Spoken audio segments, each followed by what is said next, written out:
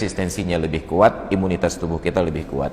Karena saya juga bingung, sebab pemerintah kita ini entah merasa pandai sendiri, tidak perlu berkonsultasi.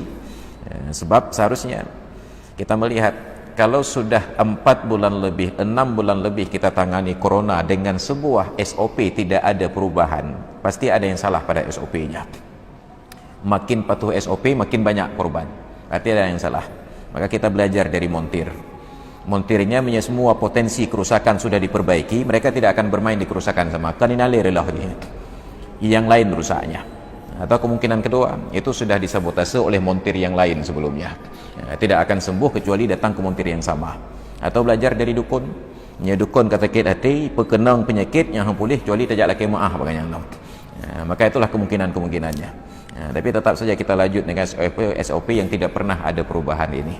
Maka coba kita SOP yang ada kita jalani, tetapi jangan lupa mendekatkan diri kepada Allah, meningkatkan imunitas tubuh. Tapi sampai tadi sore jam 5 saya masih mendengar diskusi di radio, bicaranya masih menyasar kepada OTG tersebut harus dikurung.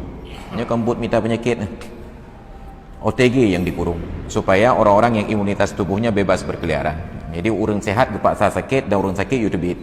Harusnya orang sehat biarlah beraktivitas, yang sakit yang dikurung. Karena kalau begini caranya, kita datang ke hutan buat pengumuman, harimau harap hati-hati karena di sini banyak kambing berkeliaran. Mai petih lirimung. Seharusnya yang sakit, yang tubuhnya resistensinya rendah, yang imunitasnya kurang, yang ada penyakit penyerta, mohon menjaga diri agar tidak terlalu berkeliaran di luar. OTG bahaya pentabuhnya ngerong. Oh nanti menularkan ke orang lain. Selama yang ditulari itu OTG juga, bukan udah mah. Ya sibuk buat tambah angka kita, imunitas tubuh kita terus diserang dengan angka-angka yang tidak jelas ini. Biarlah itu menjadi informasi untuk petugas, berikan saja arahan kepada kita orang awam ini apa yang harus kita lakukan. Gak perlu dipublikasi setiap hari ini di Cekeung sudah bertambah sekian orang, di Prada sekian orang. Yang nam tamah yo dan takut itulah sumber penyakit. Makanya tidak ada yang ketemu hantu kecuali orang-orang yang takut hantu. Demikian pula yang biasanya kena corona, yang takut-takut corona. Itu pun tetap atas takdir dan kehendak Allah Subhanahu wa taala.